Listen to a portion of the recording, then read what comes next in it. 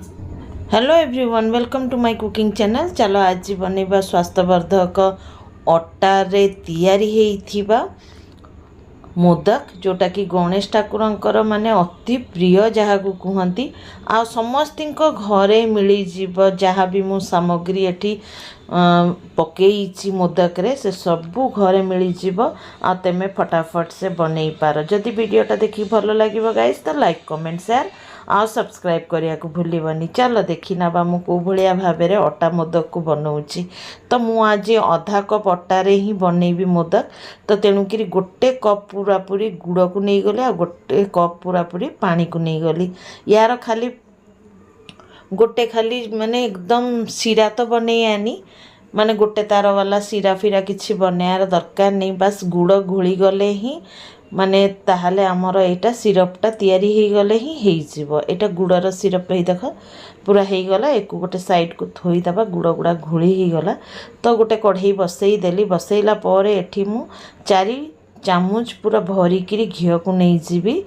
एठी मु गुआ घी रे बनाऊँचे। तेमे चाह तो रिफाइन ऑयल रे बनैब, किंतु जेहेतु भोग प्रस्तुत करूचे तो तेमे जेते भी हेई पारे गुआ घी रे ही बनैब, ताहाले ही टेस्टी लगे। आमर तो सबु ठाकुर पाखे गुआ घी ही लागू हुए, तो से कि तेमे गुआ घी ही नेले बेसी भल लगे और मोदकटा बहुत स्वादिष्ट बनब। एठी मु भरिकी आधा कप जो रेगुलर अटा जो आम यूज करूँ रुटी परोटा बनाया कि पूरी बनाया से अटा को ही मुझे नहीं। एतिरे कौन से मोदक बनाया एक्स्ट्रा ऑर्डिनरी अटा को नहीं। मु आगुरी भी कहूली घरे जहाँ अच्छी से ही आमर यहाँ प्रस्तुत हो। तो घी रे आम अटा को पूरा बढ़िया भाव में भाजवा, एकदम लो फ्लेम रे भाजब, बिल्कुल भी हाई फ्लेम करनी ना अटा आमर जलीज। किछि डेरी अटा भाजिला पर एठी मु 4 टेबल चामच सुजी को दे दूची। मापिकी ही सब जिनस कर, ताहले देखियो मोदकटा बहुत बढ़िया तैयारी हबो। जो आम रेगुलर उपमा करने कि जो सुजी नौ पूरा फाइन वाला सुजी सेटा ही मु यूज़ करुँची। जदि तुम पाखे बहुत बड़ बड़ दाना वाला सुजी थाए तो पल्स मोड रे टिके ना ग्राइंडिंग करदब। तो एठी मु 3टा पाचेला कदली को नहीं जाइए। पूरा पूरी घरे पाचेला कदली थिला, जो टिके टिके देखि ऊपर चमड़ा गुड़ा कला ही आसुथुव, माने एकदम पाचिकी टप टप हो जाइथिव, सेई कदली को ही नहीं। तुम पाखे जो कदली अच्छी तुम नहीं पार। तो एठी पूरा भल भाव में मैश करदेली कंटा चामच रे, ताकू पकई दबा। तुम चाह तो एक ग्राइंडिंग मध्य करि पार। तो एक एथरक भल भाव में गुड़े नबा। देखिबो गुड़ेले पूरा एकदम सुजी अटा सब दानेदार बनीजिव। बहुत ही गजबर माने रेसिपी केटा तुम निहाती गणेश पूजा रे ट्राए करि पार, ठाकुर को भोग रूप में चढ़ई पार। जेहेतु अटा रो कॉम्बिनेशन माने आमर जो अटार कॉम्बिनेशन जो अच्छी ना गाइस कदली सांगे बहुत बढ़िया आसे।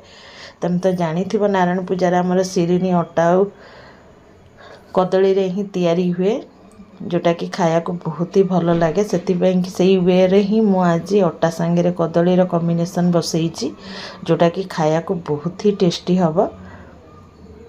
तो ये भाया भाव में पूरा आम भल भाव में भाजी ना। तुम देखिपु मु कौ भाया लो टू मीडियम रे रखिकी गैस को मु भाजुची, माने इंडक्शन रे करुची। मु आज गैस रे नुह, गैस कई कई अभ्यास हो जाइए। तो ये देखुव केते सुंदर भाव में यहाँ भाजी हो जाइए। तुम विश्वास करबनी गाइस, पूरा घर पूरा महकुचे एते सुंदर होइथिला। तो ये एथरक मु जो गुड़र सिरपटा बनई थी ताकू एथरक ढाली दबा। तेमे चाह तो छाणिकी ढाली पार, जेहेतु मुझे देखिली कि आम गुड़टा बहुत परिष्कार अच्छे आ छाणिलीनी। तो एक एथरक दबई दबईका भल भाव में मिसई दबा। आम ये सांगे सांगे इने बसीजीव, कारण सुजी अटा सब ऑब्जर्व कर नब सिरप को। ये देखुव केते गुड़े मरीगले। तो हाफ टी स्पून मुझे अलैच गुंड को दे दूची। आठी मु केते गुड़े माने धागा गुड़ाक पकईकि भिजई देइथिली, केसर पानी रे ही भिजई थिली। ता कलर देखुव केते सुंदर आस जाइए। तो ताकू मध्य पकईब। जदि तुम पाखे केसर न थाए तो तुम स्किप करी फूड कलर ऑरेंज कलर टिके देई पार, जो कि मोदकर कलरटा बहुत सुंदर आसीबो। पकईकि एथरक भल भाव में मिसई नबा। गोटे डो फॉर्म को आनीदबा आमे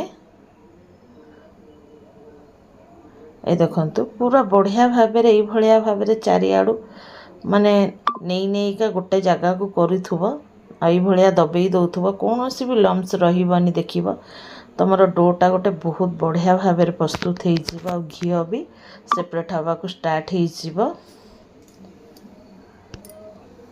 एटी देखंतु मु आउ गोटे चामच घी दे देली ए भलिया भाबे रे थरे थरे किरी की घी देले बहुत भलो हुए एटी देखि पारुथुबो केते सुंदर भाबे रे हमरो डोटा प्रस्तुत हो जाइए तो एथर को आम देखी नवा चेक कर नवा ये भल भाव में मोदक हम कि नहीं ये देखो कि सुंदर भाव में हाथ में गोल हो जाऊँगी यानी कि पूरा परफेक्ट अच्छी तो एक आम गोटे प्लेट को काढ़ीदे टी ठंडा कलापर एठी मोर मोदकर मोल्ड अच्छी से ही मु बनईबी एटी प्रथमे गुआ घी को टिके टिके लगे दूची चारिआडे ताहले कौन हम ना मोदकटा भल भाव में बाहरी आसीबो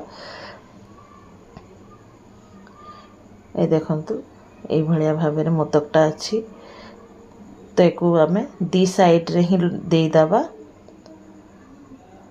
किछि अंश आ मझिरे चिपी देले से पूरा पूरी परफेक्ट भाव में गोटे मोदकर शेप नहीं नब तेमे चाह तो मझिरे किछि किशमिश बा ड्राई फ्रूट या अलैच किछि भी माने ए जो हुए ना इलायची दाना ताकू देई पार तो मु एठी किशमिश को देवी मझिरे तो ये देखी पार्थो मोदक गोटे तैयारी हो गला ये देखो केते सुंदर होती तुम देखिकी जानी पारुथबो पूरा बहुत बढ़िया भाव में हो जाइए तो चलो आउ गोटे मोदक मोल्ड अच्छी मोर से बनैया से पूरा छोट छोट क्यूट सा एकदम माने बाल गणपति भाया देखा देखिबो ये देख बहुत सुंदर एतिरे हुए तो ये मोल्ड रे ही सबुतक बनई पकैया